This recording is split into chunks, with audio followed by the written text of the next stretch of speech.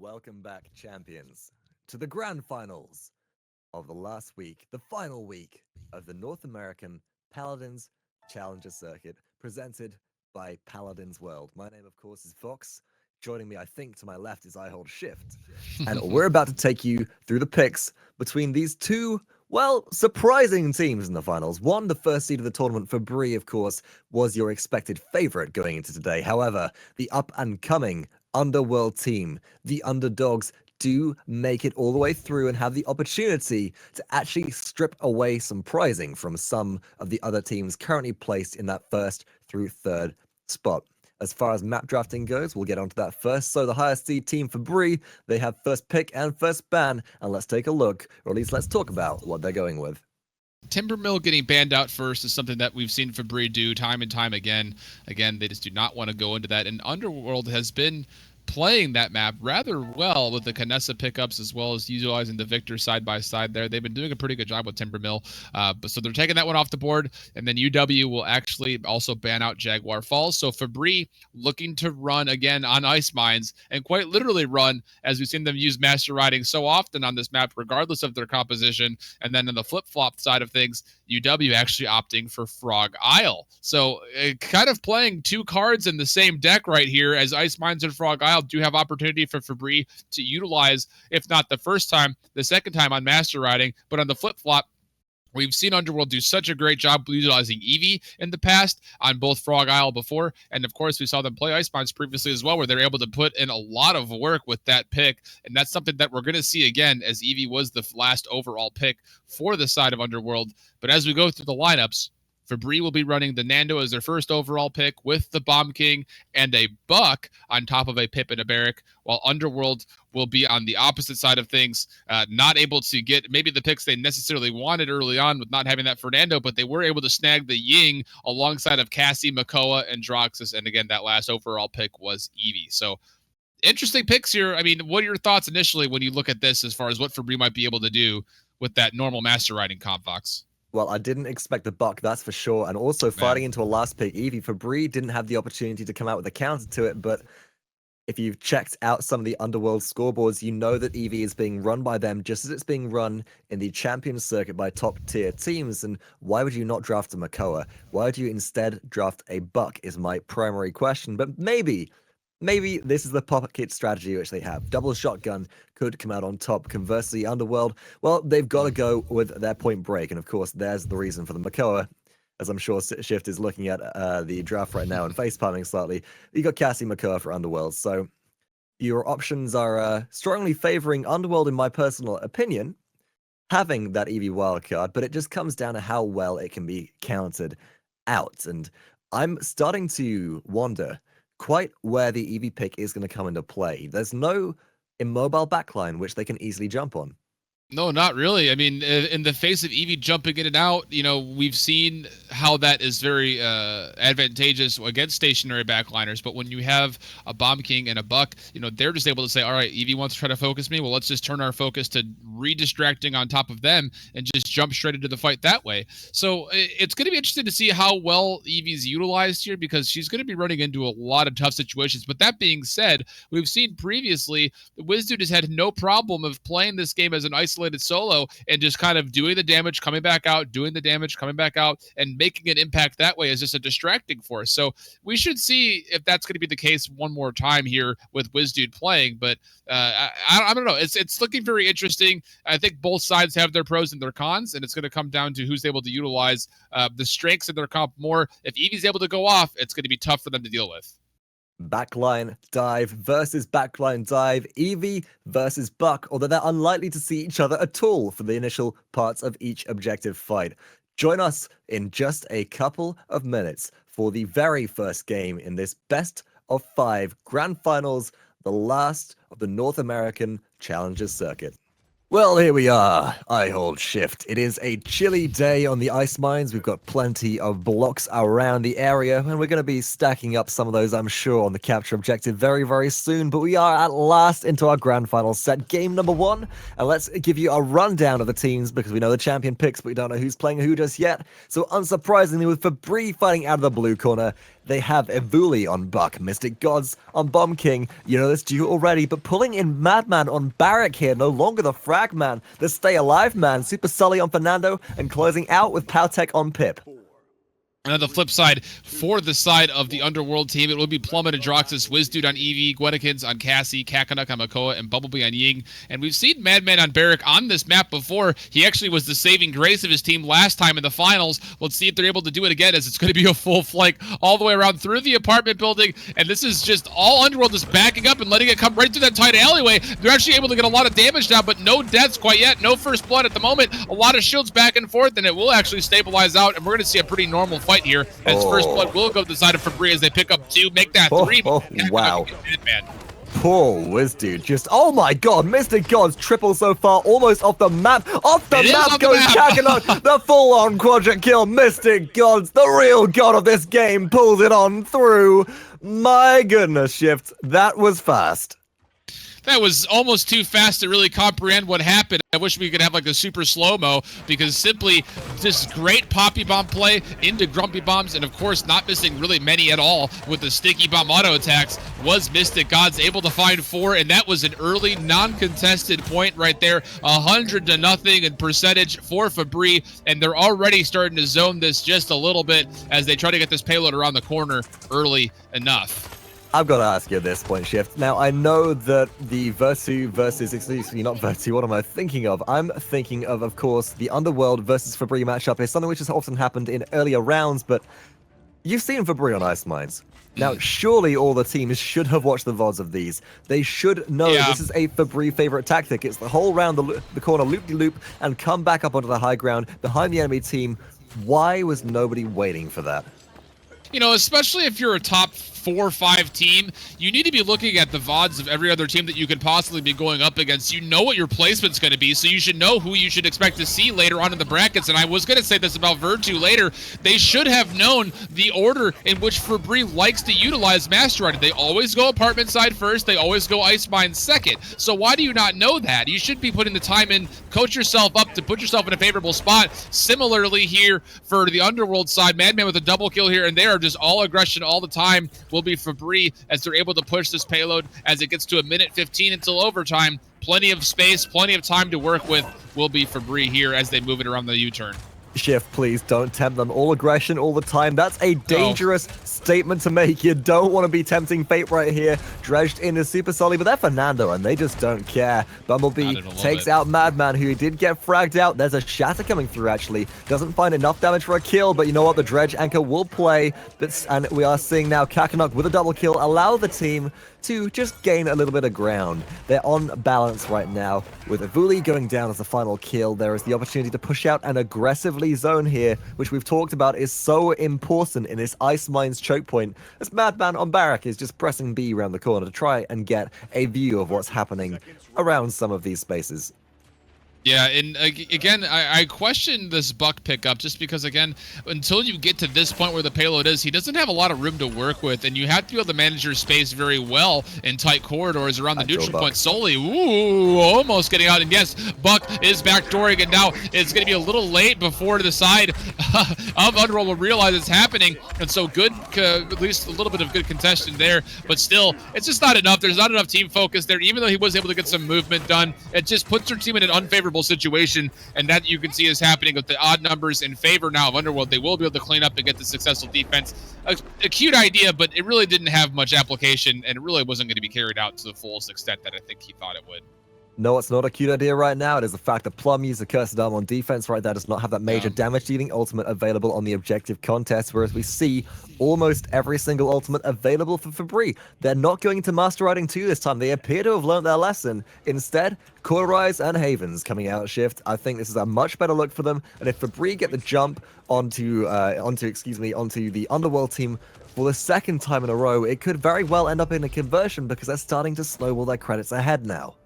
They are, and you know, we're going to have to pull this into conversation if we continue to have the time to talk about it. What is the full value of equity when you invest in this Master Riding strategy? Is it only good for one conversion? If that's the case, is it worth picking up at all? You know, it becomes a very interesting conversation point here with, oh, look at this. Look at the red team just saying, all right, you want to try this master riding strategy? Come on in. Scout able to do a lot of work there in the Ice Storm as well. Able to find SuperSully. So good adapting right here from Underworld. Now have the numbers advantage and are looking to put this point into contest and possibly get a couple kills. Ancient Rage as well. Evulli does find Guinnikins, but it's not going to be enough to really tide the turns, as again, Cacanuck going hard with the support of BumbleBee and Plum for damage and healing on the backside of things. It will be all Underworld there as they're able to get this point back into even and actually in their favor as it goes up to about 40% and climbing still, as the blue team's going to have a hard time getting back in here with how much this zone is going to pretend for the side of Underworld. Well, that's how you counter it. That's how you counter the composition. The master riding strategy right there is first up,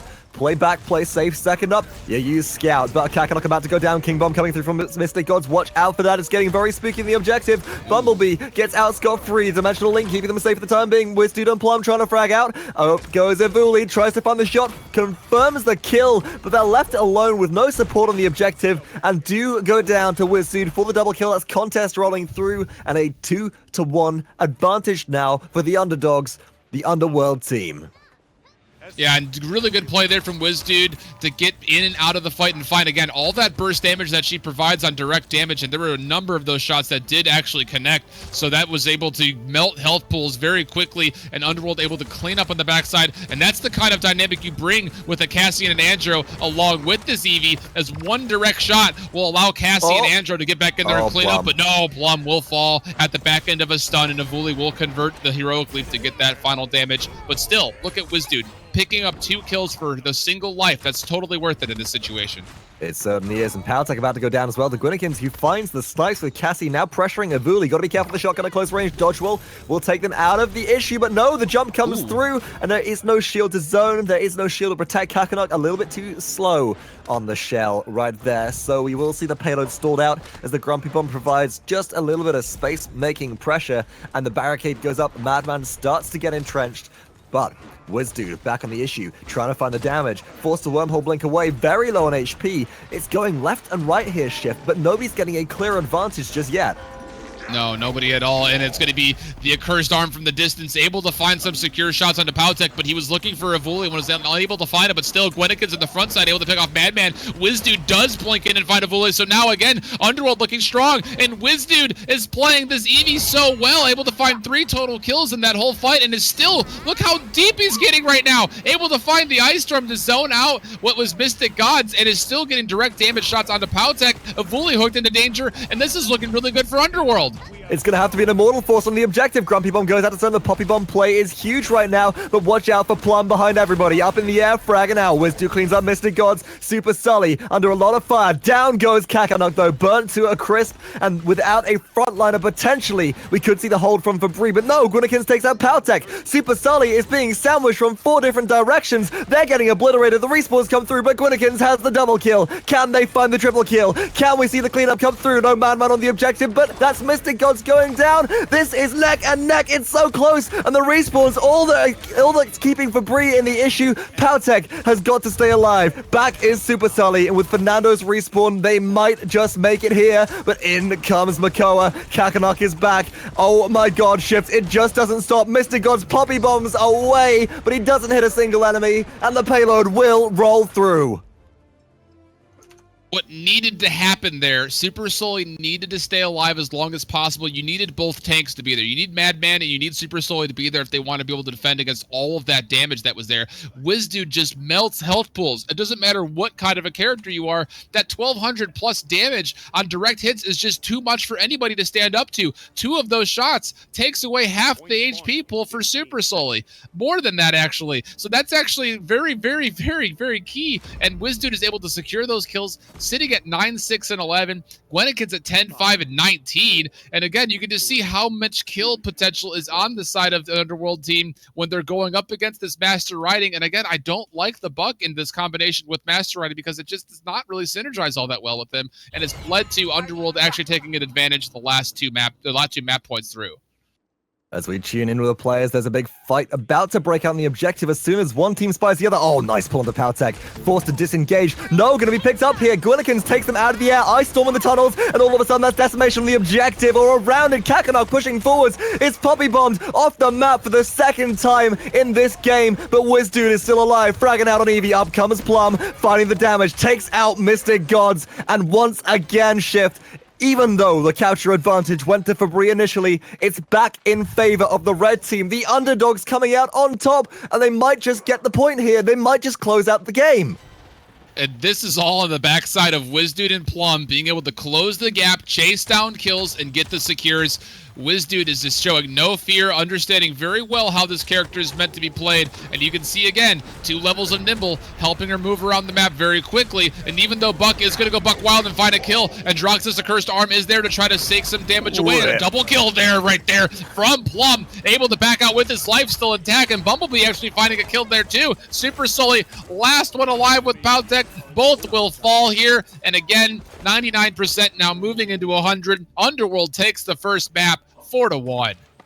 My goodness, right there at the end, that was the best usage of a Cursed Arm I've seen in a while. Buck Wild used, shut down by 1 ultimate. King Bomb used, shut down by 1 ultimate. So much, as you like to say, equity gained from just that one ability. Plum, definitely one of the front-running players in this set so far.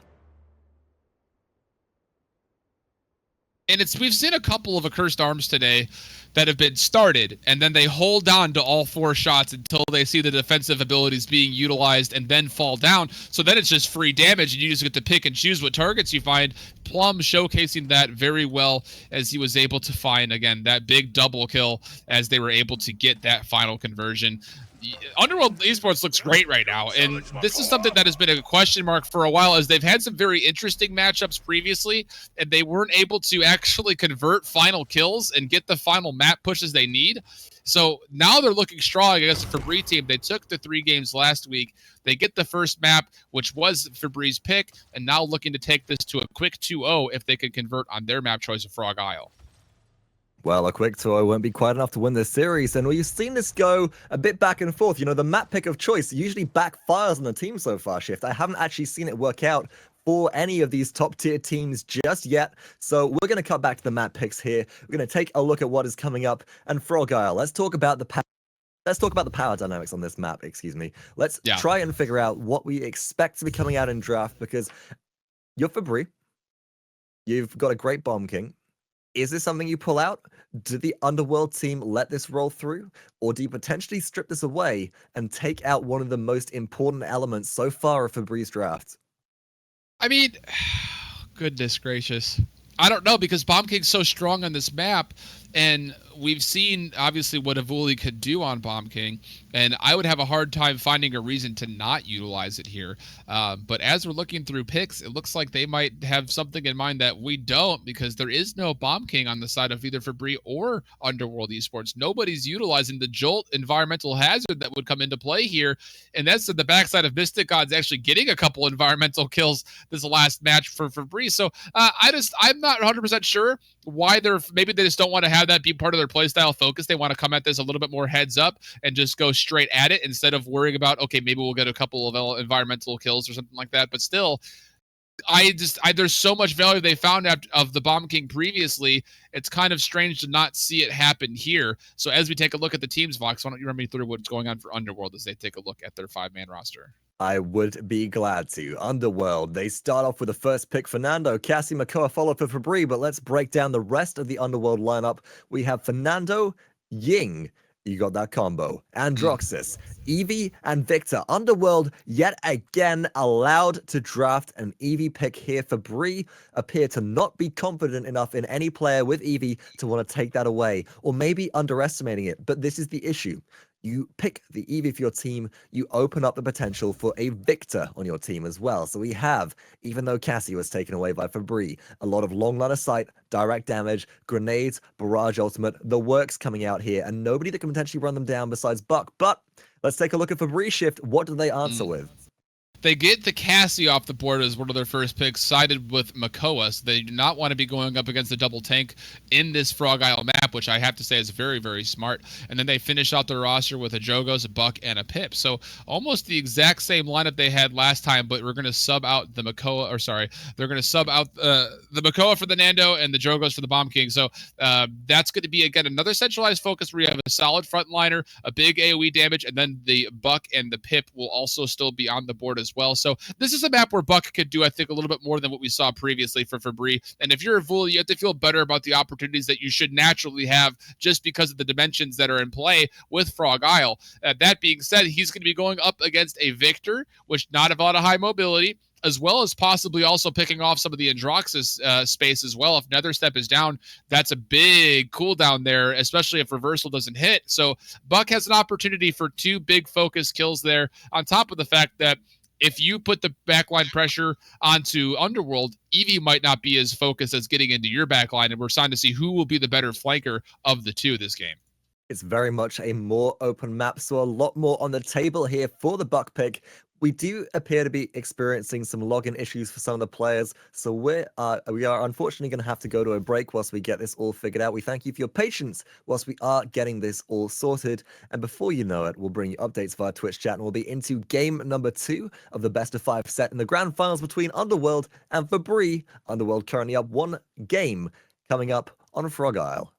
Well, it's been a long time coming, and unfortunately we did have to remake the initial game before it even began due to server issues, but we are now into the second game of this grand final set between Febrii and Underworld on Underworld's map pick of Frog Isle. Of course, if you have forgotten in the meantime, my name is Vox, joined by I hold Shift, and Shift, take me through the teams, please, as we load in for the final few seconds of countdown.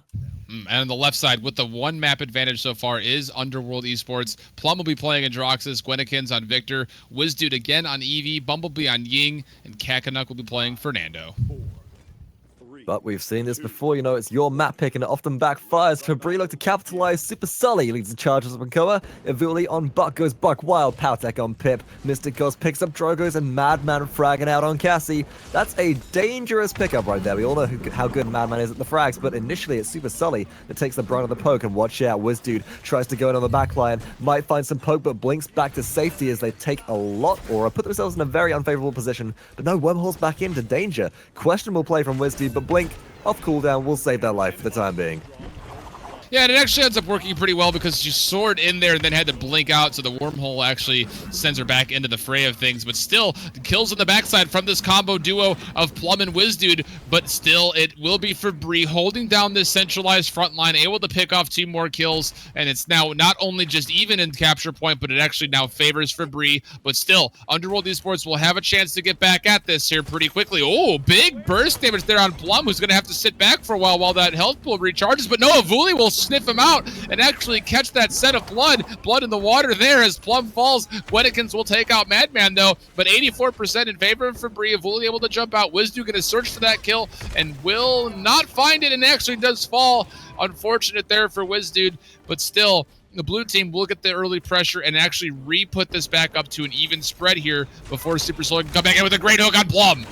Well, you got to be very careful there, Plum. And now out in the front line is Madman. 1 down, 2 down, Dragon Punch, 3 down. That will be the team wipe almost coming through. wizdude going to contest momentarily, but hey, it's just an Eevee. The ice block is down. You got to blink back out again. Overtime ticks to completion. That's cap number 1 for Febrii.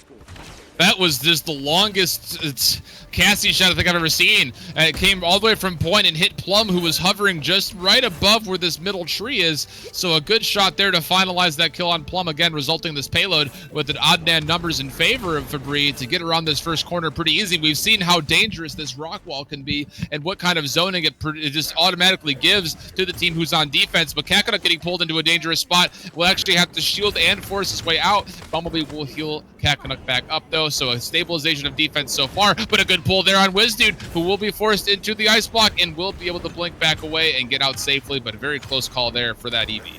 Well, you say it's close, but it's not too close. It's running Flicker 4. Every time Evie blinks, she gains 300 health. So 600 return if you double blink in place. And that's enough to keep you out of the danger zone most of the time. Evie goes down, though, locks down Evulli. Evulli can't heroic leap away and is shut down by wizdude, but that's one ultimate just for a single solo kill. And potentially not the best play which could have been made given the situation. Pulled in is going to be BumbleBee, taking a lot of poke.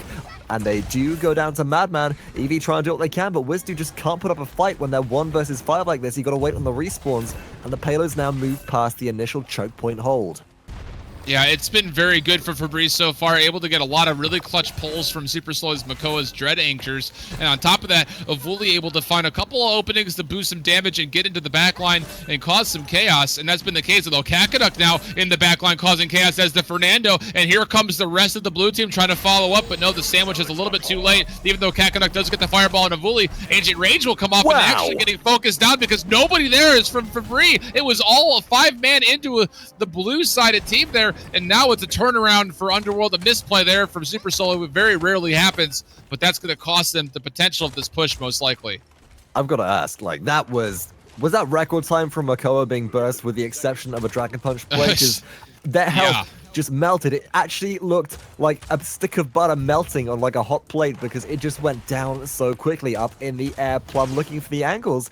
And notice this shift. We're seeing Plum utilize triple nether step on a lot of maps now, getting a very elevated position above their enemy where they're more difficult to snipe out. Cassie can't find the angle for them. Matching Drogos in the air, looking for almost the direct vertical shots onto their opponents. And this maximizes the amount of headspace being revealed to you, so you can potentially land those all-important headshots. Barrage comes through from the blue team. A bit of a questionable play right there as it didn't really acquire much, and we're being met in overtime in full force with blue team's rage. PowTecH goes down to Guinnikins. The double-double comes through, and that's the stall we were waiting for.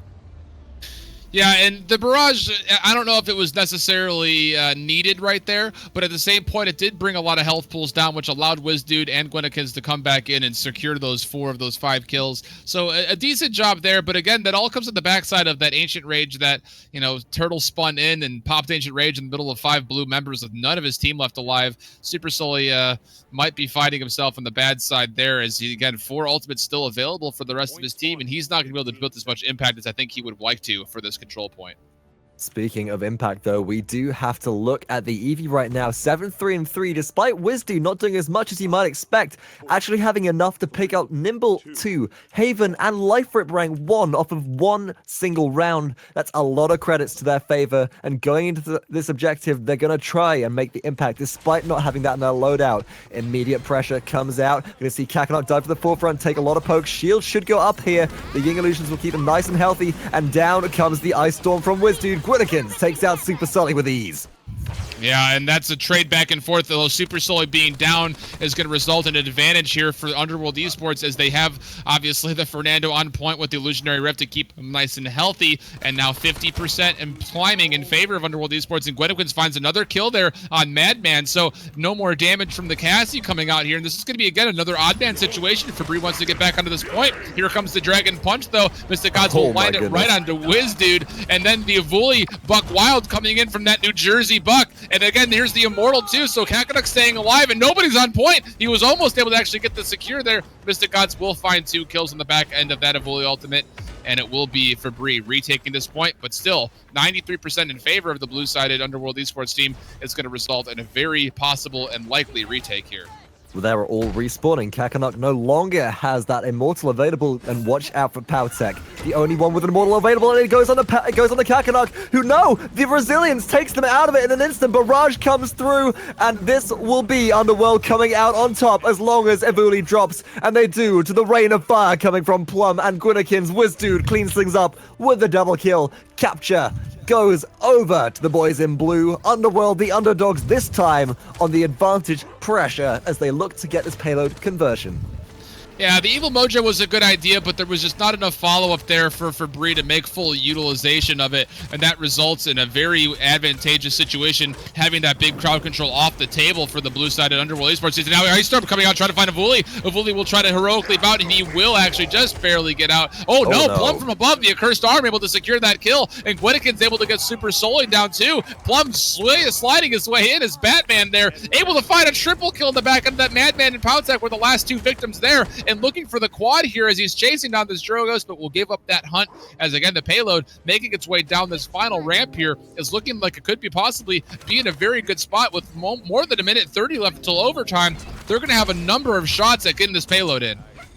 They will, but it'll have to be careful. Ultimate advantage going through to the red team right here. Febrii on defense. I'm not going to let this one go through. Watch out for that Dragon Punch sitting fully charged. Watch out for all the damage coming through from those fire spits as well. But Plum cleans up two, tries to find the third. MystiXGoDZ one shot away from death. Will be taken out the air. No, elects to hover off the map for the time being. Is thrust available to get them back up. They're hovering and staying alive, but in doing so, they give up the capture and they take the fall right there in the end. 3-1 is Underworld on their map pick of choice, Frog Isle.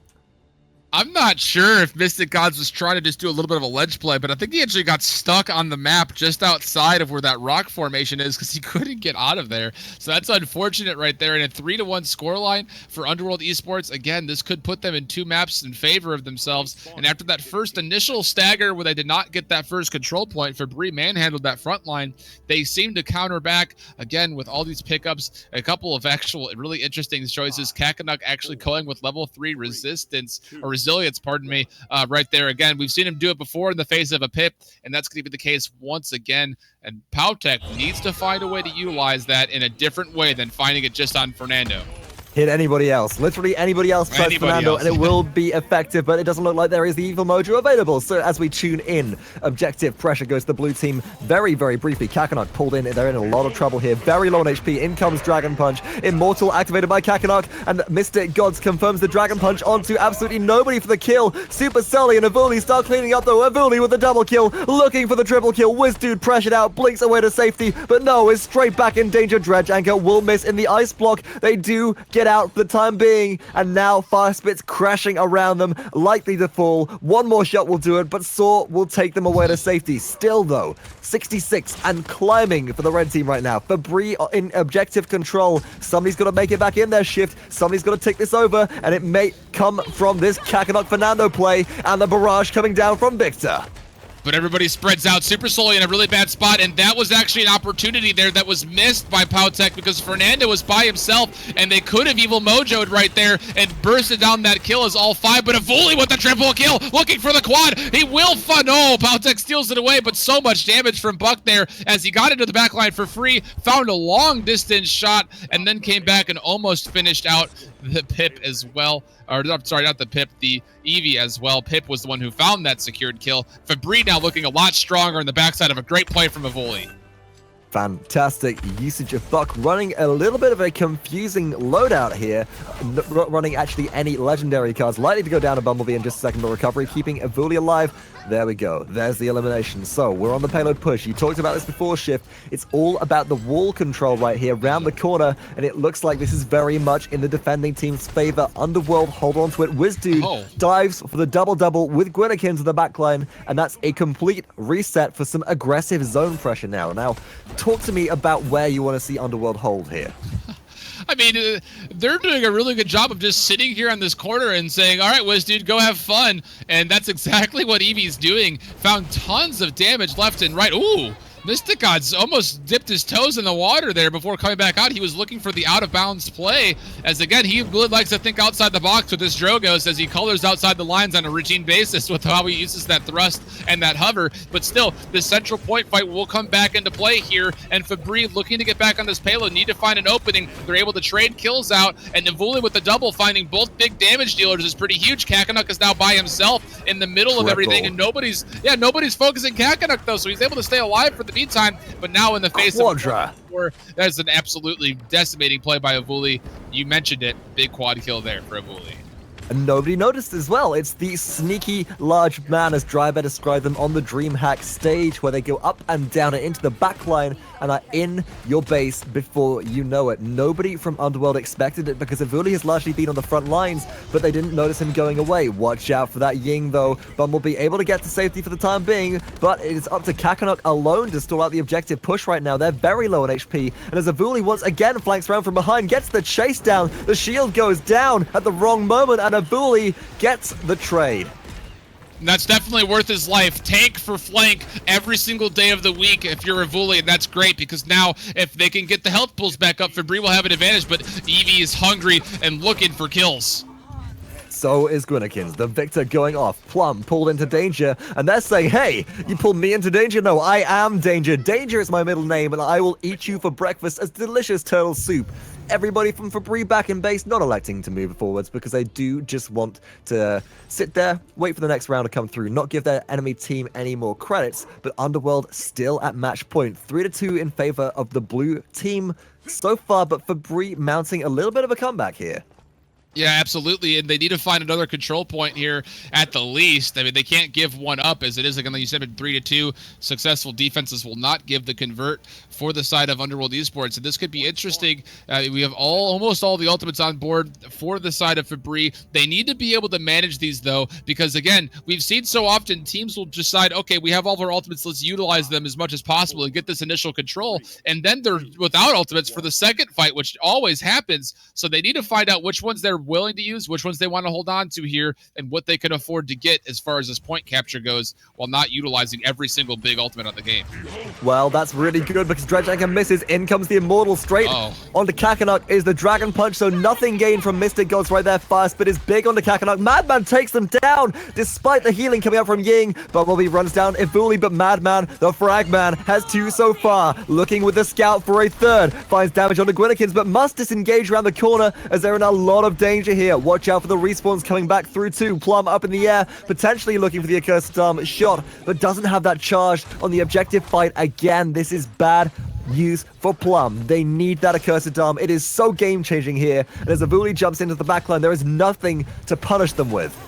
Yeah, good play there from Evulli. And wizdude will chase down that kill and will get back out. So a good trade from wizdude at the same point, who was just playing completely huge this whole tournament on Evie so far. They found a pick that seems to work for them. Has Underworld, but no, a huge polymorph there. They're able to find one. Can they also get the wizdude? They do. And so big plays, and then a hook on Guinnikins will hopefully make him fall as well. I can't see him living through that. No, he won't. And Febrii will capture this point, now making it 3-3. What a great polymorph from PowTecH. Well, it's still in overtime. We're not going to cook our chickens just yet, but as it ticks down, can we see Evie go in? Yes, at the last second. wizdude contests. We do have Cacanuck around, but somebody's got to get back on. wizdude blinks in again, and it's still in overtime. Ticking down now. Cacanuck makes their way forwards. They step on. The barrage comes down as well, and SuperSully is crippled up by the Ice Storm. This is the retake at 99 that we were waiting for, and all of a sudden it's down to Evulli and MysticGoDZ. Can they pull through? Cacanuck stays alive. Madman comes back in. They're trying to do what they can, but they just take too much focus fire from Plum and go down. 99 for the retake. This could be game shift.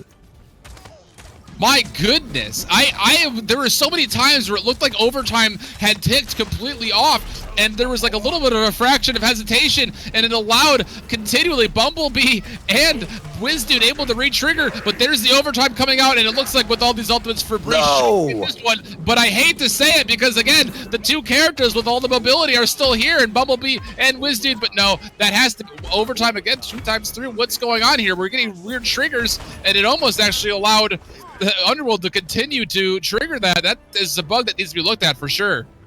It certainly is, but enough about that for the time being. This is Febrii equalizing things now on the objective, and it's 3-3 shift. They're still in the game, and Underworld just can't get the captures coming through. This is Febrii hype right now. We're going to see Cacanuck on the forefront trying to buy time for the team, and let's just talk about what happened at the end of that objective fight, because if Plum hadn't been dealt with by MysticGoDZ's Dragon Punch in Accursed Arm, it would be a completely different story. Yeah, it absolutely would be. And again, this is the tough spot with the payload push, trying to get around this corner. A good pull there on Guinnikins should result in a kill, and it will. Madman able to stay alive. wizdude looking for the chase, but the healing potion actually bursts Madman back up to about 80% full life. And now wizdude in trouble. He's going to have to go into Ice Block. Madman looking for the timing and will find it, just getting right up in there using Blast Shot and then an auto attack to secure that kill. And now an opportunity here for Febrii to move this payload, especially if they can take out Cacanuck. They're looking for him, and they will will barely not be able to find him with the Dragon Punch, but Evulli able to jump into his face and get that kill. And now Febrii looking to move this SuperSully hanging out on top of the payload. And look at this aggressive zoning, spawn trapping. Underworld right now is Febrii. wizdude says, that's fine, I'll just soar and blink out of this and try to get my way back over to this payload. But they still got to deal with Evulli in the backline. That's so important, as well as Madman. Down goes the Ice Storm. wizdude takes out MystiXGoDZ. A good look for the Eevee player. Back to base, safe. Here comes the Polymorph. Cacanuck back out of it. The Resilience card paying off so much right now. And PowTecH just about goes down to the afterburn. Cacanuck in a lot of trouble. Is trying to survive from Evulli. Will survive. 40 seconds left on the push. And is just staying alive here. This is Febrii. They had the opportunity, unable to close it out, and I do not like PowTecH's polymorph right there. They know about Cacanuck, and it could be that, well, it just went the wrong way. Put it onto literally anybody else in the game, we said, and it is an ultimate that gains equity, but right now, in this situation, it was on the worst possible player. Yeah, the other key there is it wouldn't have been the worst possible player if SuperSully would have gotten the Dredge Anchor stun into that burst damage, but they missed that conversion. And so again, that 90% reduction of crowd control and slows from Resilience 3 was just too much. And again, we've said it so often that it's such a good pickup when you're facing a Pip, especially as it, you know, a Cacanuck playing this Fernando so often does. But here, Febrii with numbers, Evulli, MystiXGoDZ cleaning up on the backside, wizdude and Guinnikins, last two left to try to defend this and doing a pretty decent job of doing it so far. MystiXGoDZ, Madman falling on the back end. MystiXGoDZ staying alive for a little bit, able to find Guinnikins, and actually PowTecH on the point here as the Pip, looking to possibly walk this one in, but no. Too many players left alive for the side of Underworld Esports, and we're going down to the last capture point to see who wins map 2. This is ridiculous. I mean, PowTecH almost got a backdoor. That's pretty ridiculous. But of course, at this level of play, teams should not be letting that happen. And we do see Underworld respond. But moving into our final objective, let's pull up the scoreboard here, Shift. Talk about some itemization here with me, because we haven't seen it too much. And I thought, okay, Plum used their Accursed Arm at the end of that objective fight. Again, it's not available. It was a bad look on the last one, but let's check out what they've got. And they've gone to Cauterize, but here's the kicker. Morale Boost 3.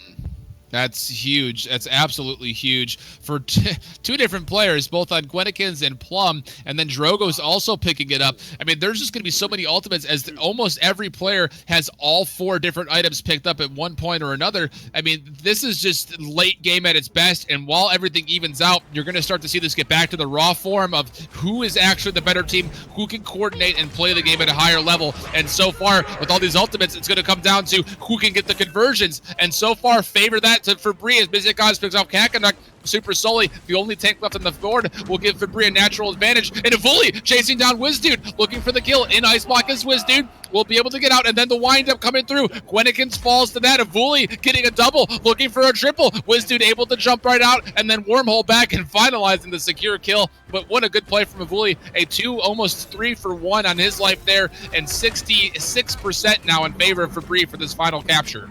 Oh no, this could be curtains for Cacanuck as they're trying to contest 1 versus 3. They do quite have the Immortal available, but it doesn't matter as Madman has too much burst to deal with. On the objective is Ancient Rage contesting very briefly as BumbleBee, but it's 96 and climbing 99. That will be overtime coming through. In the air is wizdude. Can they pull off the impossible one more time? No, Wormhole takes them out of the area. They're too far away with Saw, and that's the capture going through. We're back straight into the series to at least 4 games. As Febrii answer back on Underworld's pick of choice. Vox, let's dig in for the long haul, bud. We might be here a while. My goodness, these are just such close matches. This is, again, both teams picking their maps and losing on them. It pretty much tells you that this could go any way at any time. There is no such thing as an advantage here as you pick into it, and it's going to come down to who is able to convert these opportunities more. So far through, Febrii able to withstand the test and survive that long 22-minute game as they move into map number 3. And you can take a look at this scoreboard. Oh my goodness, the damage numbers that are on both sides are just so high after 22 full minutes. You're not kidding there, but I've got to ask you a very important question. Can they convert on opportunities if they can't convert a payload? I mean, come on, man.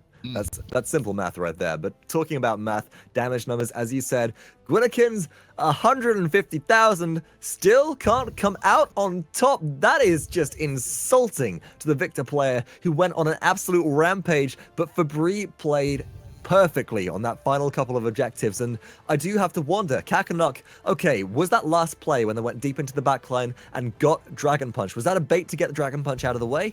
Maybe so, but then you don't account for Evulli. Your tank is off the table, so Evulli goes, hey, well, I've got an Iki, I have a Buck Wild, and you are all going to die in the backline.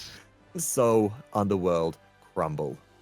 Yeah, and again, that just goes to show rather that when your tank is down, what doors are open for these flankers, whether it is an Eevee or whether it is a Buck or whether it is an Androxus. When there's a tank that falls, those flankers just go off. The leash is dropped, the collars are off, and they're looking for as much bite as possible. And that was what exactly we saw Evulli a number of times, 3 kills or more when the door was open while not having Cacanuck on board. And it goes to show again how much deadliness can be brought in by a good Eevee or a good Buck player, and we saw both of those being showcased by both Evulli and wizdude on that map equally. And as we go to gap number 3, we'll take a look to see if we see a double take comp come out, because we haven't seen one really quite yet, and that might be the big pick as far as we're looking forward to what to do to adjust.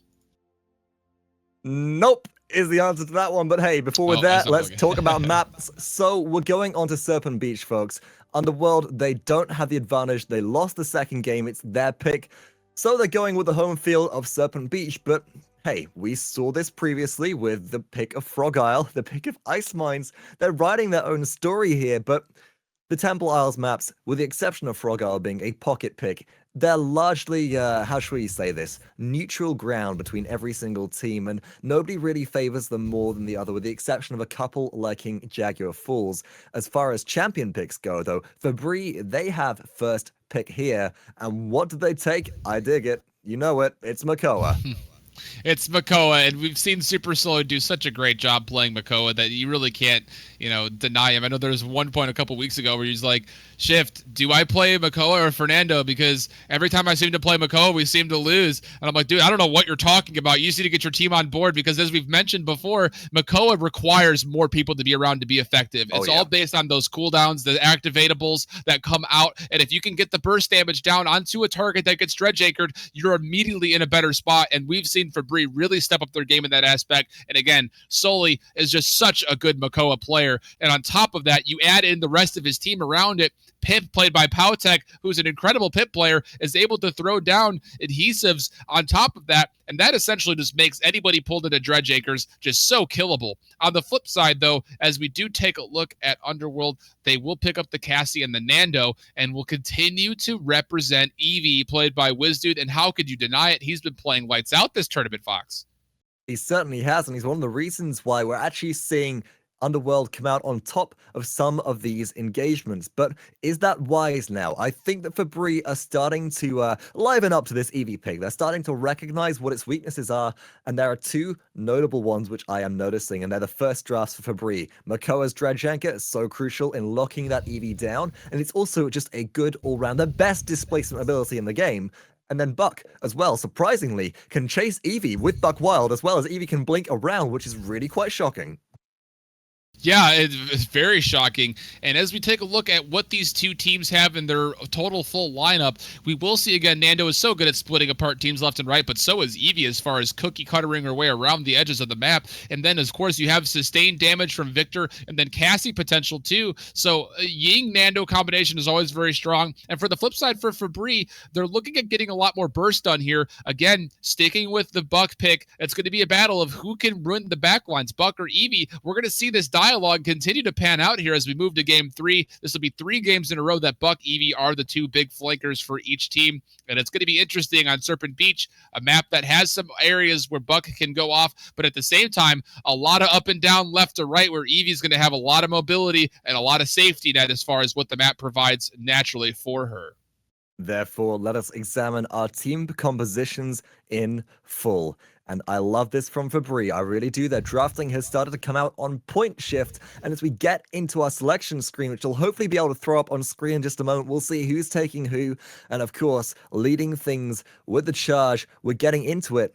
Well, we're going to have PowTecH on Pip, undoubtedly. Madman on Androxus. SuperSully on Makoa. MystiXGoDZ up in the air as Drogoz, which we saw how devastating that was in the previous game, and Evulli on Buck. And okay, MystiXGoDZ, you're going to draw a comparison to them. I would say that MystiXGoDZ is on a parallel, is on par, or even better than Islands at Drogoz, given the circumstances.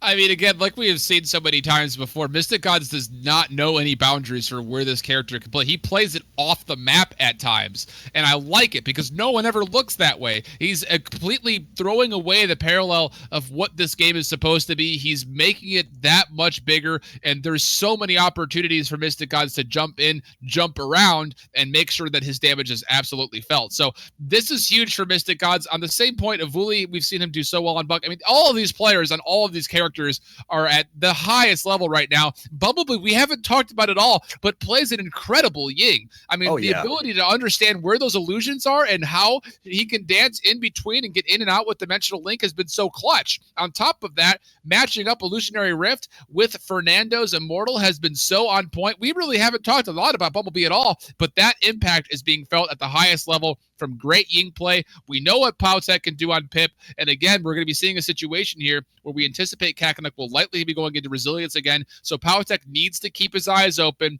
and know when that starts to get online so he can find good evil mojos on different targets than just Fernando.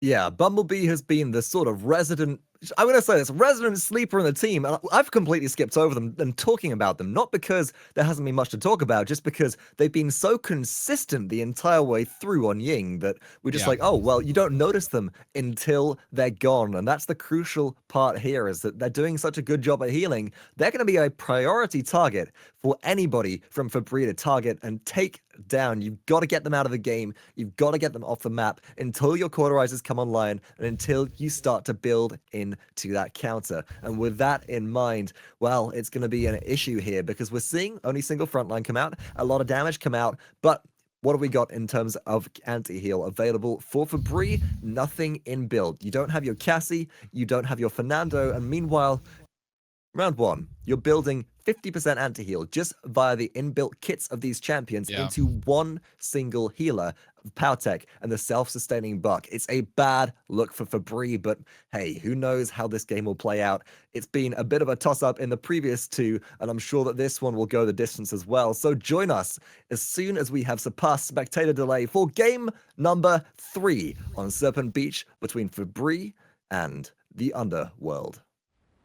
Oh, well, Shift, there's nothing better to do on a nice, warm summer's day to kick back and relax on Serpent Beach. Welcome, everybody, to Game 3 of this Grand Finals Best of 5 set between Febrii and Underworld in the final week of the Paladins North American Challenger Circuit. My name, of course, is Vox, joined by iHoldShift, and let's take a look at our teams. We've got to do this quickly because we're about to get into game. It will be Febrii currently equalizing from the previous game, fighting out of the blue corner on the left-hand side of the scoreboard, led by Evulli again on Buck, MystiXGoDZ on Drogoz, SuperSully on Makoa, Madman on Androxus, and PowTecH closing out the lineup on Pip.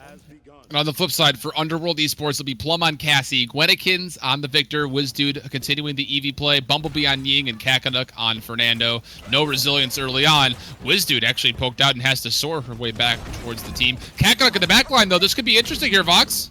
It will be interesting. There's a lot of damage coming through, but Cacanuck is already very, very low, overextending. Plum picks up first blood, though. Cacanuck back to double illusion. Gotta be careful here. PowTecH dives into the kill. Nice dredge anchor. Will close that out, but in closing the gap onto Cacanuck, the two players roll in, get punished for it. Plum snipes out PowTecH out of the air, and that is just utter domination in round and cap number 1 coming through for the Underworld underdog team. Yeah, my goodness, that was just too much of a blinders for the blue-sided Febrii team. They thought they needed to get Cacanuck down. He was so low in HP for so long, and they end up walking into a huge trap with those illusions being there. Cacanuck able to sacrifice his 1 life for 4 as he's able to pick up another kill there on MystiXGoDZ before dropping. But again, here are a bunch of kills coming up. BumbleBee finding the killing shot on Madman and wizdude again with tons of damage. This is all Underworld so far. That's 2 full team wipes essentially consecutively in a row. back to back. Somebody get them up because there's a spill. Oh wait, that's Febrii. They're being swept aside. I can't even say that because they've been liquefied on this objective fight. Just such a heavy advantage leading into this payload push now. And still, wizdude is disrupting the backline. They're going in and out. And look at Cacanuck's positioning. You know, Shift, we haven't talked about this a great deal so far. With the increased credit scaling for champions playing their quote-unquote role, Cacanuck doesn't care. They say, you know what, I'll take the fall and I'll still play this frontline pressure for Nando that just forces the issue onto the opponents. And they're 1 versus 2 right now, running down players, but we do appear to be entering into a pause. We already know about this, so do not worry. The game appears frozen on screen, but once again, that is a pause due to a disconnect coming out from one of the teams. We know it's about 3 minutes in length, so in the meantime, Shift, why don't we go ahead to this lovely sundial room on the map, grab a deck chair, look out across the ocean, and let's talk loadouts. Let's talk loadouts. And I kind of want to echo one more thing about Cacanuck and his choice of not staying on payload. You know, look at what he's done so far. He's come from behind 2 different times on the neutral point fight and has caused chaos in the backline for Febrii. And then here again, he gets all the way around, goes towards the little overhang, and then comes up towards the bridge and actually sections off 2 different players here again. PowTecH and SuperSully are in a 2v1 right now in this little broken room, and it's just been all because of Cacanuck. And on the flip side, when that happens, wizdude is given an opportunity to go in, find direct shots, and you saw them be able to clean up 2 different picks right there and looking for a third on Evulli. But yes, getting back to loadouts, let's just take a look real quick. What do you have your eye on there, Vox? Well, I have my eye on Plum right now on Cassie because I'm noticing something a little bit peculiar. They're sitting at 4-2 right now, so let's go ahead and drop some knowledge here. Starting off with Plum's loadout. First card, Incitement 4. Very standard, but this is where it differs slightly. We've seen a great deal of preference go onto Onslaught 4 recently. Players enjoying that extra healing. 40%, not 30%, 20%, or 10% lifesteal coming out of the first shot after dodge roll as long as it does connect. So Onslaught 3. And then augmenting this by Lunge 3. This is the wild card here. Plum has an increased distance of dodge roll by 60%. Forget everything else because that's relatively standard being territorial and quiver. Lunge 3. That is a long dodge roll, and when you consider the fact that you can double roll on Serpent Beach because of the way that dodge roll works coming off ledges, you can get so much movement on this map. It is going to be fantastic to watch in action. Yeah, and that's essentially, as you look at 60%, what does that actually mean? That's a dodge roll in more than a half going into the distance. That's huge when you think about that. And exactly. And that, you know, is providing so much extra mobility to help out wizdude. And that's the key there, is that on the side for Febrii, we've seen, you know, without having Plum on Androxus, you know, we've seen Plum play Androxus alongside Eevee as kind of the chasers and the kill secures. You don't have Androxus on this side, but instead you get a huge dodge roll out of Cassie, so you can still provide that support with diving in with wizdude. I like it a lot. It provides extra support and, again, opens up more ways for this Eevee to get in and not be in a bad spot, really. Speaking of not being in bad spots, it's about time we broke down some data on BumbleBee too, as they've been left out of the conversation a lot through the last 2 games so far. Their loadout should be now available on screen for you. Let's start with the very left-hand card. It will be Spring Bloom 4. Now, what are your thoughts on this shift? I'm not much of a Ying player. I'm terrible with supports, but just reading the description here, it looks like it's a fantastic pickup, especially fighting into a Drogoz. Well, it really comes down to, at least as far as I've been able to tell, what style of Ying do you want to play? If you're going into Spring Bloom 4, it means that you're going straight for all healing. You're not utilizing any kind of shatter really at all. And that's what you're going to be committing to, is keeping your illusions up, keeping your illusions healthy, and making sure that even if they are on cooldown, you're able to bring them back as much as possible. And then taking Mesmerism 3, again, increasing the range at which you can deploy illusions by.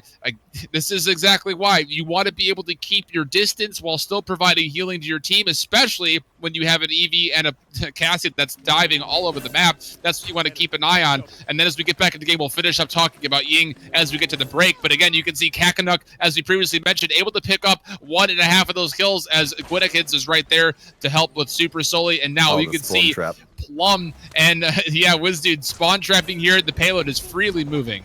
Well, Evulli's going to try and close the gap on some backline players. Madman will take out wizdude, so Eevee down. It's a good look for the defense so far, but everybody is scattered. No, Evulli comes straight back around, drops the damage. Here's the stabilization, finally out of base, led by that sneaky large man, Evulli themselves on Buck. And so we will see Febrii be able to put out a little bit of zone pressure, but shift.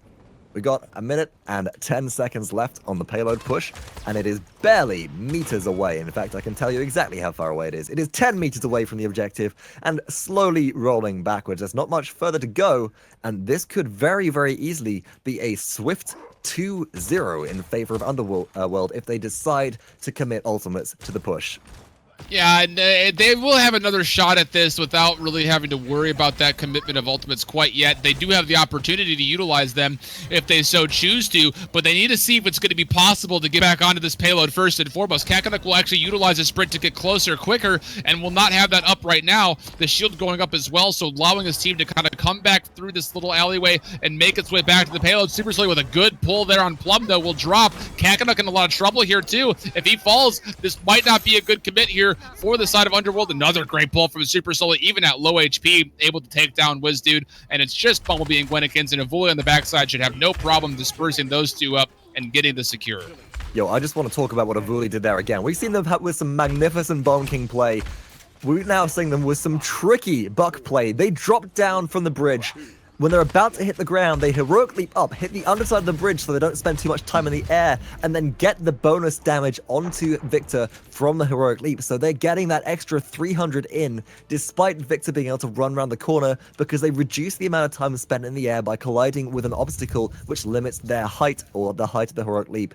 It's really tricky play when it comes down to it. Evulli is one of the most technically advanced players we're seeing in the Challenger circuit so far, and you can see why and where it pays off as we get into the second round, the scoreline being 1-1.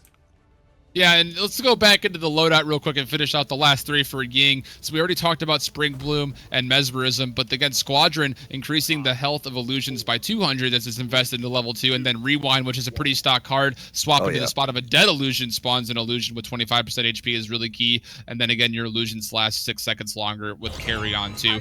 Again, all based on this illusion gameplay, nothing built into Shatter at all, and I like it. They just got to know what your limitations are, but as we come into the fight, there is, a good Immortal to counter out the Dragon Punch and the Barrage on top to help convert and keep Cacanuck alive for a little bit longer. wizdude also still trying to put in some damage onto Evulli. In this fight back here, Evulli will actually bail all the way out, and this is all Underworld right now, and you said it. Go ahead and talk about it. Oh, yeah, the amount of distraction which BumbleBee just provided soaks up and baits out all of the accursed arm shots, and then with an illusion on the objective, dimensional links away when they're about to die. The amount of time that this player is wasting for Febrii is fantastic. It is phenomenal, and Cacanuck is trying to find Evulli here. Evulli does have a line on them, getting ready for that heroically play up onto the high ground, tries to find Guinnikins. One shot lands, the net shot is good. Guinnikins very, very low on HP, in trouble, is taken out by Madman, and here's the polymorph on the objective. Cacanuck goes down, and the kill feed is all blue as Febrii wrestle back control from their opponents of Underworld. Yeah, but the Ancient Rage was also popped in the midst of that fight while the Evil Mojo came out. So trouble here is it's just going to be Buck Wild left as far as ultimates. Drogos will be trying to build the stacks up to get the Dragon Punch, which could possibly counter here as Cacanuck is diving in, but he's by himself. Where's the rest of your team, Cacanuck? No one seems to know as he's getting burst out very quickly. And even though he's on the point, he falls very quickly. There is nobody else in red trunks nearby. That's a misplay from Cacanuck. Even though he was trying to trigger the overtime, no one from his team was there, and he throws his life away with no result there, and wizdude getting hooked into oblivion as it's met with a huge burst from the Dragon Missile. I would actually track that down to a misplay from the rest of the team there, Shiv, because Cacanuck didn't go in alone, but the rest of the team was picked off behind him. And Cacanuck couldn't respond to it. You got to get on the objective for the overtime, but as everybody else filtered in one by one, it's like a CSGO kill feed where the players run around the corner and you're sitting there going, and there's 1 and 2 and 3 and 4. Are you just coming? You're bringing the fight to me. I get to stand here happy and fat and just hold down my left mouse button onto the enemy. Now with the payload approaching conversion, Febrii looks so strong on this push. Nobody is putting up a fight to stop them at all. But finally, Evulli goes down, and we could see at last a stall. Well, yeah, but Cacanuck dredged into danger again will fall. MystiXGoDZ at the double before falling to Guinnikins, and there's going to be 3 players still for the blue-sided Febrii team, and nobody's contesting with SuperSully because nobody can. Guinnikins jumps in front, but he gets burst down, and then Plum on the backside, dredged into danger, will be bursted as well. Although the others will still be alive, SuperSully will have the cursed arm coming in looking for this big push, and I like it because this will make it 3-1, but Cacanuck back up just in time, able to get the shield to mitigate that damage. The Ice Storm on the backside from wizdude. It's getting hot here, and it's going to be Febrii falling low on health pools, but still alive and still in it. SuperSully still alive as well, but again, we're so close. 3 of the 4 tires are in the circle so far, but no, wizdude and Plum will hold it together and make sure they are able to survive for at least a little while longer. Wow, Plum with that defensive play around the payload. Actually, I was surprised they didn't dodge roll away and let it go through because they dodge rolled so far past it with that lunge 3 loadout, but still able to keep it in contest. So Plum locking it down for the team. 35 seconds left on the clock shift. We're noticing Cacanuck push out very aggressively. Oh no, 3 into the backline. Guinnikins down in an instant. Here comes the backdoor play potentially. The rest of the team responding to it. Plum will take out Madman, and Cacanuck is back on the high ground. The Flame Lance takes out MystiXGoDZ, and this should be the stall. Evulli unable to get the kill off. SuperSully can grab 1, but here comes an Ancient Rage. Everybody's so low. Get back on the respawns, Guinnikins. We need you here. We need your grenades. And finally, PowTecH goes down. SuperSully pulls in Cacanuck for the kill, but they're very low on HP and will be falling to that Ice Lance. Overtime potential is here. Madman onto the objective. It is in a lot of trouble. Here come the fire spits from MystiXGoDZ, but there's just too much in the way of numbers on the side of the defending team here. Underworld come out. The overtime will collapse, and that will be the 2-2 equalization play. Game-saving moments from both Plum and wizdude in all of that transaction there over the last 2 minutes. What great play. High excellence of mastery of both those characters being utilized by those players, and goodness gracious, that was looking really close for a second. And you got to think, what's the big difference between 3-1, 2-2? Well, if you're 3-1, you literally cannot slip up anymore if you're going up against that stat line. Now it's 2-2, the game evens out, and you essentially just play best of 2 here as you try to find either a capture and a push or 2 straight captures. This is looking good so far for both teams as they even back out. The itemization is pretty even across the board as we see a lot of investment into Haven for each side and a couple of investments into Cauterize as well for both teams. It's going to come down to an even fight here and who can utilize their skills best. Scout is going to sniff everything out to start with, and this is going to provide an opportunity as the Ice Storm comes down here, and a big polymorph as well, and a lot of damage from Barrage on top of it. A good combination of ultimates. It only trades out 1 for 1 though. Both tanks do fall, so we're back to an even little bit of a play here as it's now 2 for 3 Guinnikins. It's so good from Guinnikins. That's what we need to talk about right now, as that assault rifle rips through 2 and evens out the stat line. Now it is all in the court of Underworld. They have 48%, 50%, and climbing on the objective. Fire Spit being blocked by illusions. The placement coming out so far from BumbleBee is fantastic. Just cycling those on cooldown. Wizdude's in a lot of trouble. Dredge into danger. Ice Block keeps them alive, and they blink out of dodge. But watch out on the backside. Here comes MystiXGoDZ. BumbleBee is taking so much focus fire and goes down. Evulli with a Buckwild ultimate is disengaged away. Somebody has to burst them before they get back on the objective. They're going to fall very shortly, but no, MystiXGoDZ comes in with the save. Fireball out. Cacanuck on the objective, still locking things down. That's overtime ticking away. Madman the Fragman takes out Plum onto the objective very briefly with the overtime reset, and here comes SuperSully. Ice block for the save briefly. SuperSully taking poke, taking fire, but BumbleBee is back as Yin, keeping the team alive, and Guinnikins as well from range, locking things down. So much damage out of that assault rifle. The grenade coming through in just a second as well. Evulli contesting momentarily. PowTecH back in the issue. This is neck and neck still, and Febrii clinging onto life will be burned alive by that fireball. The last remaining hope goes down. That's 3-2, and the advantage and the win condition right here coming through for Underworld. Great play there from the Cacanuck. Able to dance in and out of that fight, utilizing the cooldowns for shield so well. Man, he soaked up so much damage in that fight and kept his team in it. Piece by piece, they were able to come back together, and they got the eventual numbers advantage when SuperSully fell. Madman did a good job of trying to trigger that overtime in and out, but not enough health pool for him. Ice Storm on 2 big targets right here. SuperSully falling dangerously low. Will also fall. What a great Ice Storm, even though wizdude falls, able to convert that for a 3 for 1. And look at this, making that a 4 for 1 and a 5 for 1 there. A full team wipe just at the cost of Evie's life. Plum playing up. BumbleBee able to get the kill secure on one as well. And now with less or over a minute 30 till overtime, this looks good right now for Underworld. It certainly does. Look at Cacanuck straight into the backline. Madman about to go down. Fireball will miss, and it's okay. Dragon Punch comes through. Immortal at the last second keeps the team alive. SuperSully trying to frag out. No, the Polymorph healed back up Cacanuck, but they do go down to MysticGoDZ. Guinnikins takes them out in response. SuperSully trying to stay alive is taking too much focus fire from that assault rifle, and they will go down too. Everybody off the board. Will Madman get here in time? The triple data stab. It's buying seconds, but the seconds just might not be enough as they take way too much damage, and that's the game closed out for Underworld. It is now 2-1 from game 3 in this 5 potential game best of 5 grand final set. Shift, what a closure. Now, we talked about previously, you said, hey, they got to convert on opportunities. That's just what they did. So show me the air horn, please. That's what I want to hear. And my goodness, we talked about how Lunge 3 is just so big as far as what distance is covered. And right there, Plum was able to find one kill, dodge roll completely away from Androxus, and then come back and find a second kill. Oh, man, the mobility on the side right there for Underworld is what left that oh my goodness, to what led to that conversion. I am just so absolutely flabbergasted by all this. This is just incredible gameplay from both sides. And again, you can see just how valuable having maneuverability on a map is, as we've seen it so often, not just from wizdude, but that time through for Plum as well. Oh, goodness gracious. That's only game 3. We still have 2 more to go, right?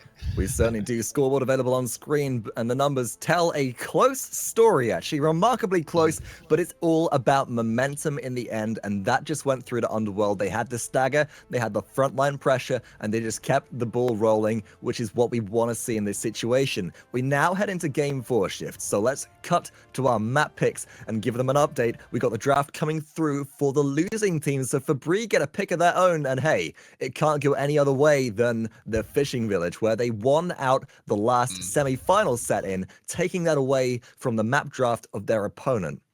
Any thoughts?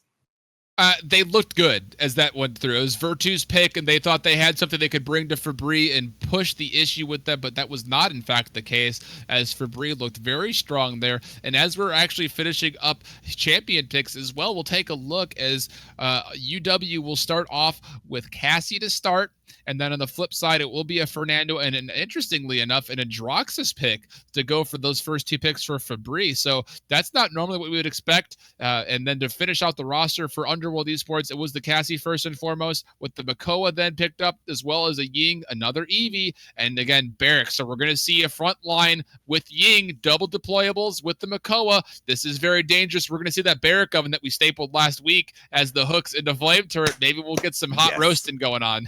Well, we will, but counter that Febrii, they got some grilling going on of their own here. They have Fernando picked up as their counter pick alongside Androxus, who performed well in that last game, but not quite well enough, Madman. You're going to come out better than that. Victor taking that away from Guinnikins, which I absolutely agree with. Do not give him that champion. It is just too devastating. Buck and Pip, but you're fighting into double deployables here, and what I'm not seeing, Shift, is I'm not seeing any note of Drogos, and I find this absolutely shocking.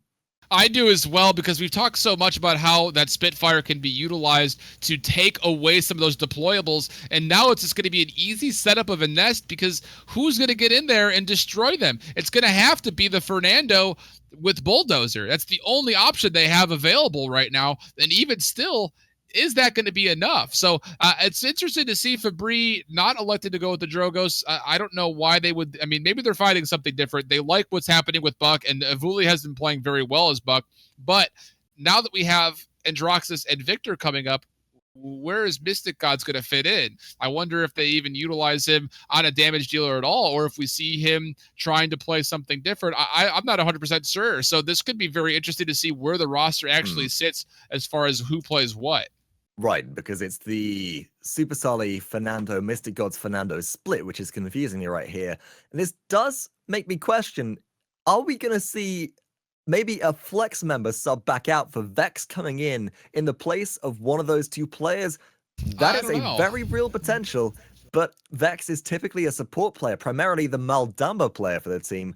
I'm uncertain about that, but regardless, as a quick update for everybody who has just joined us, welcome from the Paladins game Twitch stream. I hope you enjoyed the Champion Circuit. You can be sure that myself and Shift will be checking out the VODs of that as soon as we're done here. However, we are not displaying Champion drafting on stream because it is not available yet in custom games, and therefore it's all done via spreadsheet in live time. So we're bringing you through this information as and when we can. We apologize we don't have graphics for it, but at the same time, we want to bring you this info before we get into game. Speaking of getting into game, however, now so far, it's been up until Serpent Beach, the story of you pick the map, you lose the map. Serpent Beach comes through for Underworld, and they take the map. Now Fishing Village, are Febrii still playing the same storyline here, or is this very much within their control? I mean, the dialogue between these two teams as far as how these maps have gone has been so dynamic and so interesting, and it's going to continue here as I continue to look at these two rosters and what we're going to be seeing for champions. There's so much that we have yet to see in these first three games that will come up here. Having the Barrack be in play now, we did see it from game one, but it was kind of strange to see it on Ice Mines. It did not be utilized as well as I think we'll see it here on Fishing Village. So it should be interesting to see how effective UW is able to utilize Barrack for the first time in this best of 5 series. And as we look back too, we have to keep in mind that MystiXGoDZ will not be playing either a Bomb King or a Drogoz, and we should probably, now that I think about it, we should probably expect to see him either playing Victor or Androxus. Whatever one Madman does not want to play, I imagine we'll probably see Madman on Androxus though, and MystiXGoDZ on Victor. So again, it'll be interesting to see him go from that up in the air around the map style with AoE damage, playing more on the ground, lack of mobility, probably playing the Victor. It's going to be interesting to see, and I think we're going to be in for a very heated and hot Fishing Village here as we move into game 4. You're going to make me need a cool drink. Maybe one of those, like, sparkly, shiny ones with a little umbrella in it somewhere. I feel like that could come in, and the teams are certainly going to be dropping some shade towards each other and maybe in need of a parasol or providing that themselves, because, again, for everybody who's just joining us here, Shift, we may as well go through the standings and what's at stake here today, because this is the finals, the grand finals of the last 4th week of the Paladins Challenger Circuit for the North American region. Europe closed out yesterday. Basic Chem took 4 first-place spots and secured this place as the Gauntlet team from the Challenger Circuit. However, North America, things are a little bit more up in the air. Let's cut to the brackets for a little while and take everybody through who might have missed out on some of that action earlier. Yeah, and the big storyline here was who was going to be into the gauntlet from Challengers, and on top of that, who were going to be our top 3, as a lot of things were, like as you mentioned, up in the air. The top 2 seeds between Febrii and Congarna, the storyline had to be for Congarna being down 205 to 170. Congarna had to make it to the finals. If Febrii would have lost in the semis, they would have had a shot at retaking that and would have actually won that slot open, but not the case, as Congarna falls to Underworld in the semis in 2 straight 4-0 sweeps at the hands of Underworld Esports, coming out with the new rebrand from Allison Quinns to try to make a name, and they certainly are. And as they were sitting, Congarna would now fall and secure themselves just as the number 2 seed, which allows Febrii, even at the hands of possibly a defeat at Virtu, that would have been locked in as the Challengers winner and Gauntlet entry.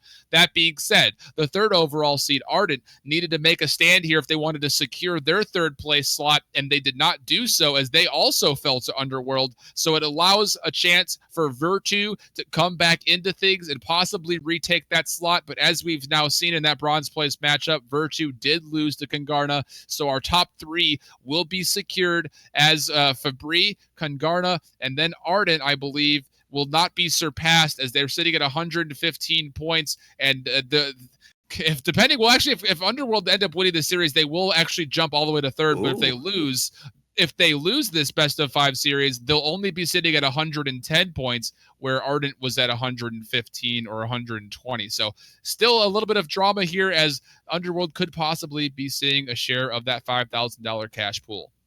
That is a very tricky situation for everybody to be in the finals. Underworld currently up 2 games to Febrii's 1, and we have now loaded into picks. So if we can please bring those up on the screen, I'm sure we'll see exactly if Shift's predictions were correct.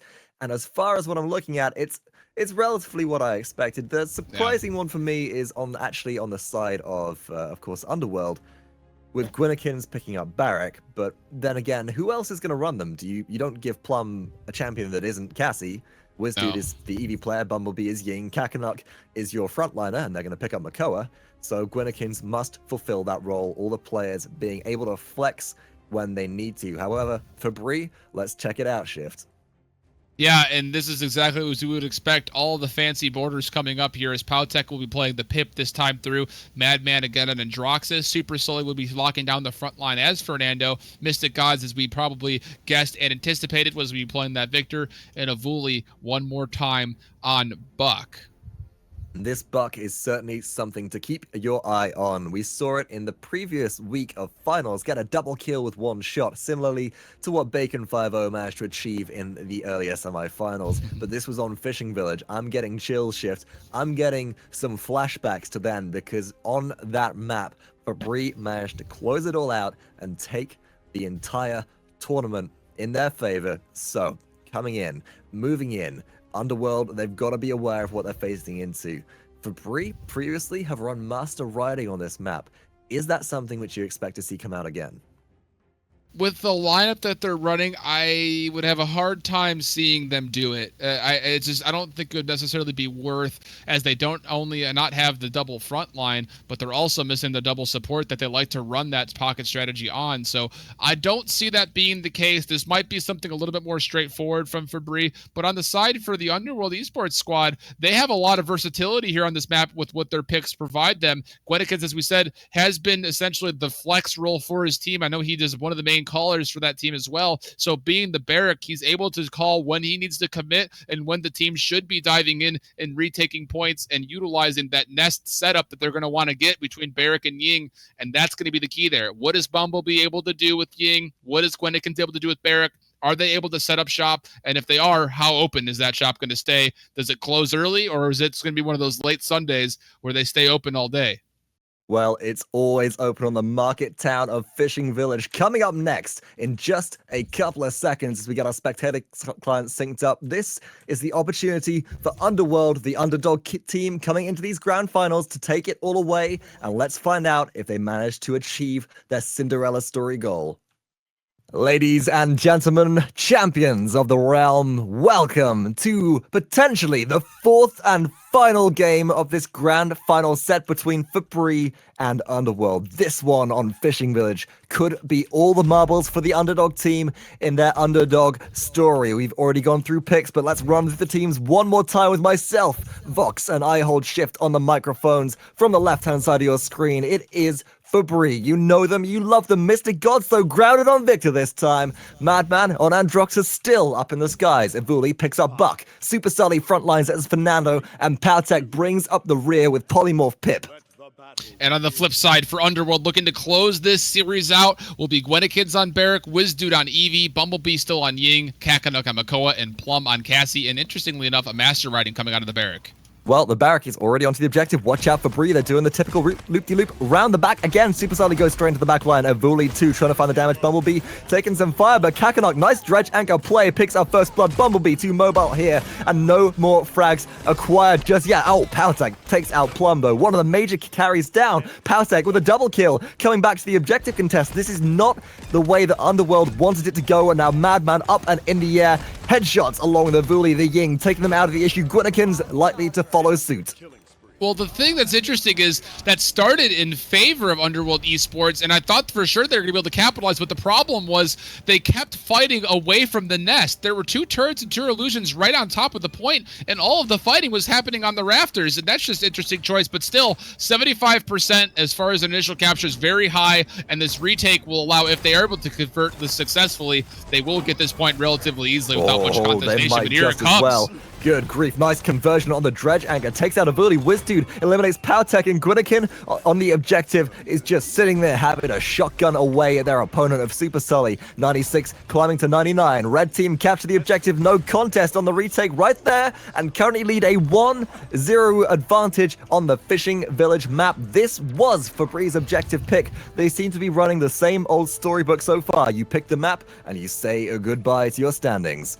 Yeah, that seems to be the case, and Underworld doing a really good job. Again, now that we have a Barrack on the field, this payload turns into a tank, and especially with BumbleBee being around, all that healing is going to be so crucial to keep Barrack alive and continue to utilize that as a rolling fortress, which is what we anticipate seeing here, as, again, there has been no contest so far onto this payload, and it's already around to the final stretch here, and it's still 1:45 left until overtime.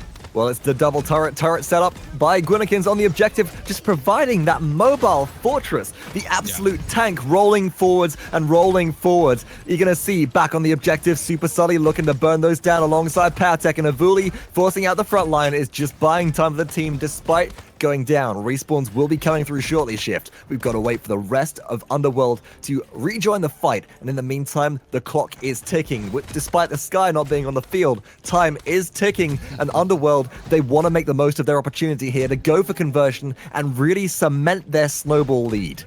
Yeah, absolutely, and that has been the case so far, as wizdude now looking for an opportunity. Ice Storm not really hitting too much of anybody, but it does section off Madman to get that secured kill from BumbleBee with the help of Guinnikins, and as was Cacanuck, who was there. Cacanuck diving straight in, able to pick off MystiXGoDZ. Now Sully is by himself. All of his team melted around him, and he's going to sprint right into the face of Cacanuck, who does not see him, and focuses instead on Evulli, who will drop, and wizdude will go back and clean up SuperSully, so advantage heavily in favor of Underworld Esports. Madman hook from the air. What a good pull from Cacanuck, keeping this lead, and this looks like this will be payload conversion, a quick 2-0. Nobody can contest right there. Cacanuck is just too good. He's tied magnets. He's glued them on with hot glue onto that dredge anchor, and they find people across the map at the absolute maximum range. My God, Mokoa making such an impact onto that round, and as you said, 2-0 on the conversion for the side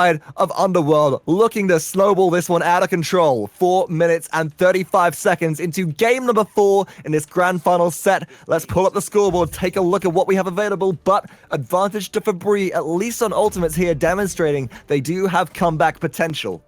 They do, but the itemization is heavily in favor of the side for Underworld Esports, as everybody's able to invest into 3 different categories worth of items, while there's only even one for just the pip, as it goes for double cauterized there, which the guys look at the 60% reduced healing, but still, this is very, very favoring Underworld Esports, but no, Evulli jumps right on top of the face of Plum, and he melts across the board there, and the Evil Mojo hits 3, and it's going to be a cleanup of 2 of them, almost the third, but no, it will be BumbleBee getting out of the way there, and Febrii with a very clutch pip ultimate, able to come back in, get the cleanup, and now make this point go in favor of themselves. Well, the problem is that BumbleBee is staying alive. They're only delaying their death right now with the cauterized coming out of PowTecH and the fireball from SuperSully. They'll go down, but it's 66%, 70% on cap for the side of Febrii, and their healer is so far away. We got Madman up in the air with the accursed dome. They're prioritizing and focusing down Plum now. Madman gets the double kill. Can they find the triple kill? Cacanuck goes down to PowTecH, and that's a full cleanup on the objective. Misplays coming left and right from Underworld as they stack up on the objective versus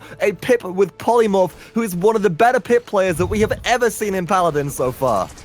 Yeah, and it's again going to show what a huge ultimate. It's just absolutely monstrosity going through with all of those chickens running around frantically, and then eventually cutting off the heads was Febrii there as they put them down. And again, now the payload moving pretty rapidly, as it's been a very interesting choice defensively. A lot of teams opting to let the payload come across that L turn rather quickly. I guess probably mostly trying to avoid the water hazard, and now just put up shop right in front of this little entryway will be the turrets and illusion placement, looking for a couple of poking kills, but they need to be careful. If they get picked out here, Underworld will be in a bad spot, and that could be very dangerous as far as the rest of this push goes. Plum staying alive again with that immense dodge roll, and the Ice Storm on the backside will try to section off part of the team, but even wizdude is falling very low. Forced into Ice Block. Immortal comes out as well to keep his team alive for the meantime, but no one's falling quite yet, and now finally there are a couple of kills dropping. Cacanuck able to survive for a little while longer while he drops the Ancient Rage, and only 1 kill after all of that nonsense. You're right, not much was acquired from that objective play, and PowTecH does go down to the direct hit from wizdude. Evulli surely to follow to the shotgun up in the air. We're seeing Madman try and turn up the heat, try and put the pressure on Guinnikins, staying alive, but no, is taken down. Nice frag grenade from MystiXGoDZ. And speaking of MystiXGoDZ, trying to make this payload push happen with 45 seconds remaining, but has no backup, has no support, and SuperSully is feeling the heat too as their shield is about to crash down, and they must charge away to safety, only to be cleaned up by Plum. This dodge roll build is making Plum so hypermobile, and it is doing so much work for the Cassie player, but still, they keep on getting caught out here, Shift. Yeah, but really good play from Plum, able to find the pick on the SuperSully. That's absolutely huge to keep the tank off the board and further secure this payload defense. It's just absolutely nuts to see how much distance can be covered by Plum's dodge roll, and especially when he's hitting shots, it's just constant. It's not just one and then done. It's left and then right and then forward and then backwards, and it's kept them alive for so long. But SuperSully will get back to this payload just in time as overtime procs, and they will have one last shot to possibly push this payload a little bit further, but I can't anticipate it making it this far length in overtime, which is now probably dwindling down to just that second left in the timer. Well, Shift, it was kicked off by Evulli, but facing the quadruple deployable setup, the double shield, nobody can clear out all of these turrets, all of these illusions, and you're seeing players on Febrii fall just one by one. Guinnikins cleans up with a double kill right at the end there, and now the lack of big AoE damage, with the exception of PowTecH on Pip, which, let's be honest, that's not a great deal coming out from them, because the fall off from that explosive flask and the potion launch is so great, is really starting to hurt Febrii. This is not just the map point Shift. This is the set point. This is the tournament point here for Underworld. And if they get cap, they run away with the entire series and take third place over Ardent as well. Febrii, well, they've already got that gauntlet slot. If they give it up here, it's not the end of the world from them. But do they really want to be upset by the 6th seed coming into this tournament? I certainly don't think so. No, and there's a lot to prove here still for Febrii as they move into the gauntlet. You want to be able to say that you were able to come through in your last 2 weeks and sweep out challengers and get 2 straight victories. And it's going to be a dangerous, and I don't want to say a stumble for them to lose here, but they were going to have to look at their gameplay as far as how are we not able to beat a challengers team, and can we really expect to come into the champions gauntlet and defeat those teams? So a lot riding here still as they look to improve their gameplay from week to week, but as we get into the actual moment of what's happening here, it is all red team so far, as there's just a lot of zone, but BumbleBee in a weird spot, able to dimensional link, but the flame damage over time will take him down, and now the barrage on top of the point as well. Let's talk about that barrage, because that's the one set of objective clear we have so far. Evulli with the Buckwild ultimate meets Cacanuck, who does manage to survive on the objective. Guinnikins has the dome shield, and the cleanup comes through. PowTecH pulled into danger. Cacanuck takes them down. We do have MystiXGoDZ charging in, but they're isolated and alone, and that will be the cap rolling through. That's game. That's the map. That's the set, and that is the finals. The 6th seed, the underdog story Underworld, coming into this 4th and final Challenger Circuit tournament, upsets the number 1 seed and takes victory in the final week. And the drama that goes into this Underworld squad getting disqualified week 1 because they had to leave due to an emergency, one of their players losing out on points there, having a tough matchup in the 2nd week, getting canceled out a little earlier than they would have liked to, and in the 3rd week getting knocked out by Febrii, able to come back and show how much promise they have, getting their first tournament victory and looking strong in the meantime. Good for Underworld Esports. Again, the rebrand coming out in the last week, showing promise to the sponsors and organization there.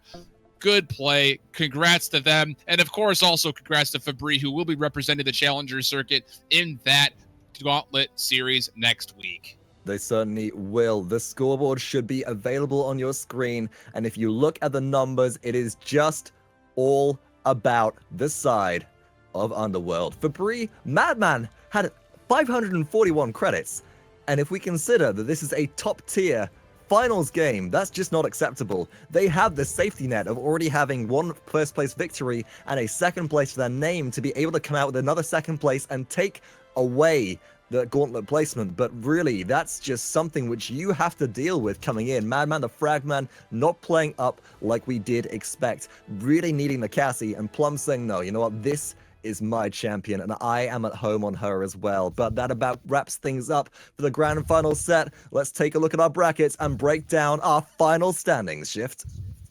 And it will be as we anticipated. You mentioned it briefly earlier.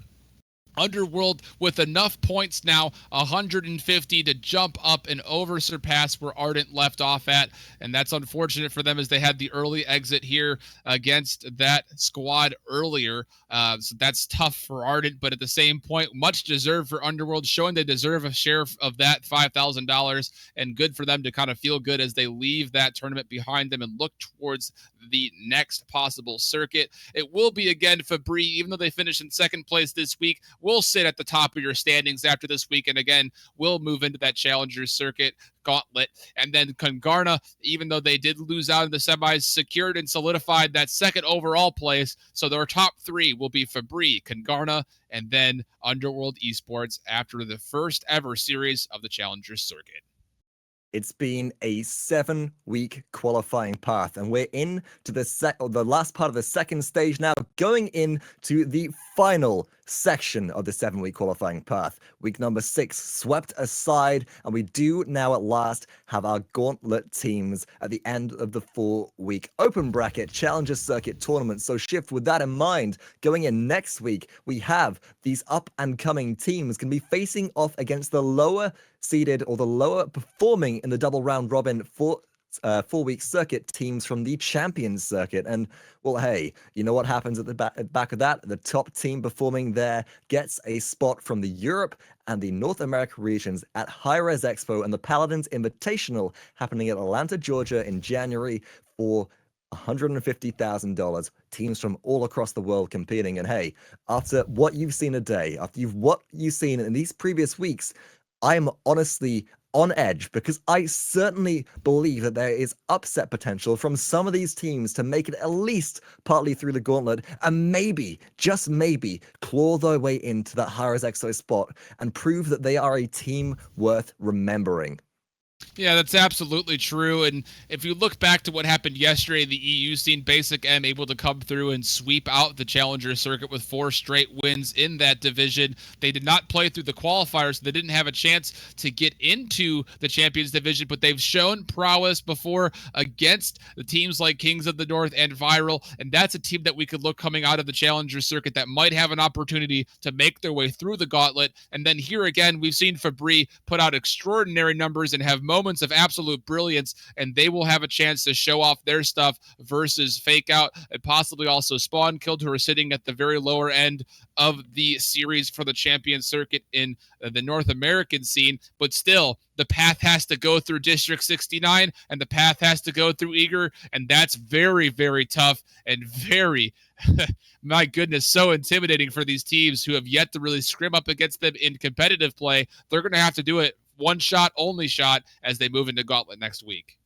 And so far, that concludes the entire preliminary qualifying path, with the exception of the final third stage, the Gauntlet. It's been a wrong load so far, but all good things must come to an end. And that's the end of the road from us here at Paladins World within this tournament so far. Moving forwards, the Gauntlet will be coming up in the 5th and final week of this circuit portion, and I can't wait to see how it happens. And so far, I've been Vox, joined by iHoldShift, and the Paladins World crew of Only Light and Phasian. You know them as Dave and Kenneth, behind the scenes making everything happen for these open bracket tournaments.